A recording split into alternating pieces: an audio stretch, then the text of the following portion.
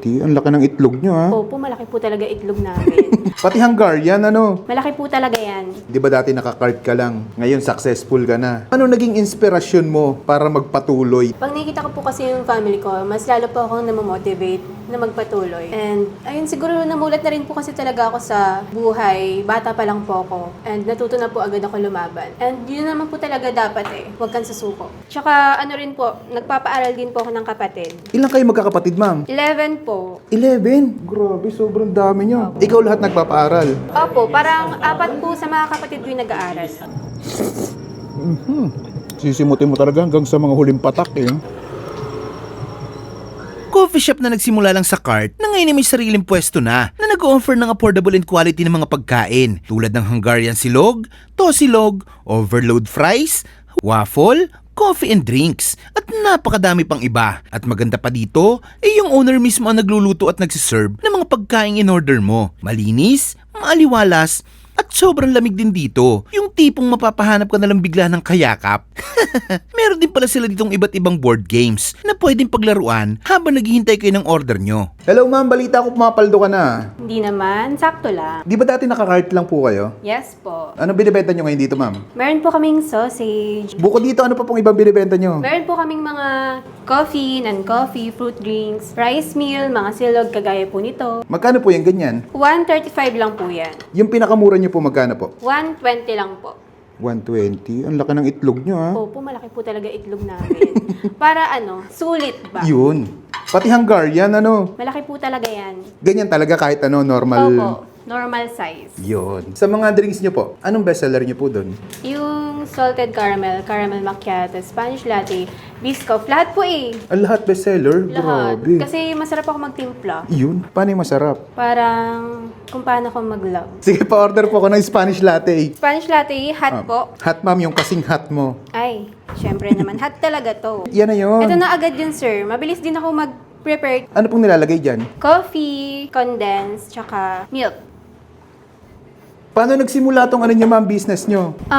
Parang nag-start po talaga to nung last year lang po. Naisipan ko kasi parang hindi na enough yung kinikita ko po sa nauna kong business. Since nagpapagawa po ako ng bahay, parang sabi ko, kailangan ko ng another business kasi mahal po magpagawa ng bahay. Tsaka ano rin po, nagpapaaral din po ako ng kapatid. Ilang kayo magkakapatid, ma'am? 11 po. 11? Grabe. Sa isang magulang lang po. Sobrang dami nyo. Ikaw lahat nagpapaaral. Opo, parang 4 po sa mga kapatid ko yung nag-aaral. Last year po, 5 po sila nag-aaral. Pag ilang ka, ma'am, sa magkakapatid? Pangatlo po sa panganay. Ilan taon ka na, ma'am? 16. Charot. 27 po. 27 ka na? Opo. Parang hindi naman halata. Sige po, libre na lang po to. Anong pangalan nitong ano niyo, ma'am, coffee shop niyo po? Cup of Mabes. Anong oras po kayo nag-open dito? 10 a.m. po hanggang 12 a.m. Saan po kayo matatagpuan? Dito lang po sa Green Gate Subdivision. Beside Espacio Save More, Imus, Cavite. Yung mga coffee niyo po, kayo lang ang gumawa? Opo, Or inaral ko po talaga. Parang isang buwan ko po pinag-aralan yung pagtitimpla. Hanggang sa dumami na lang po ng dumami. Kasi po, nadadagdagan din ng mga ibang flavor na inaaral ko. ano po yan? Garlic po. Garlic sauce. Kayo din mayo. ang gumawa? Opo. Masarap po yan. Unlimited yan? Hindi po. Ay, hindi. Isang ganito lang. Opo. Pag vlogger, Sige po, dagdagan natin itong vlogger. dinadagdagan pag Opo, vlogger. pag vlogger. Yun. Yan. Gusto niyo po bang paapawin ko to? Wag na, tama na. Okay na yan, baka malugi ka.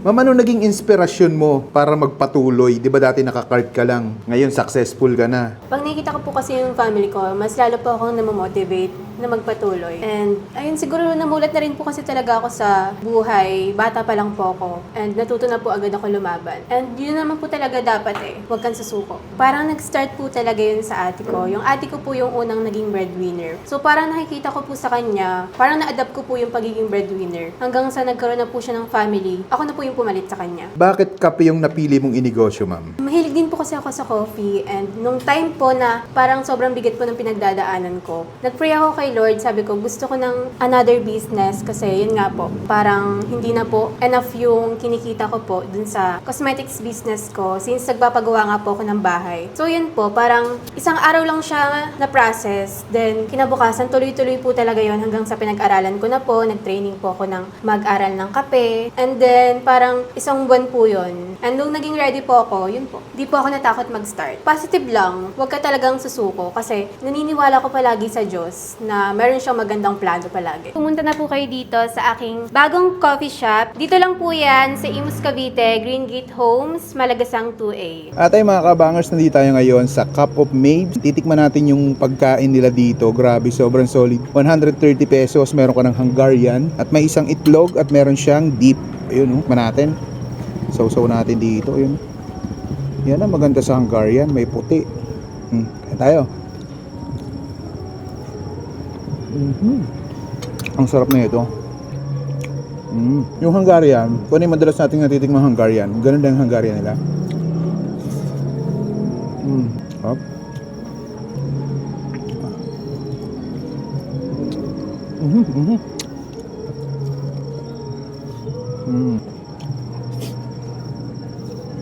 Fried rice pa lang nila, malasa na. Ang sarap nito, pwede sa kanin, pwede sa Hungarian, syempre pwede rin sa itlog.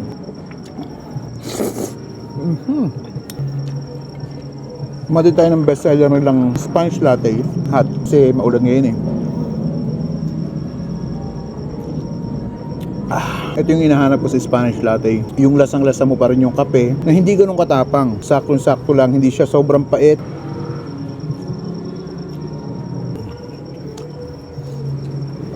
Itong literal na mapapa-extra rice ka.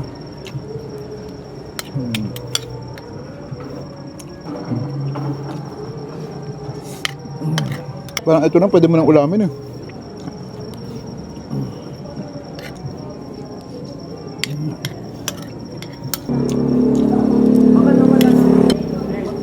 Sisimutin mo talaga hanggang sa mga huling patak eh. Ayan, basta nyo na dito sa Cup of Mabes. Napakasol dito mga lods. Panalods. Paano? Order pa ako, nabitin ako.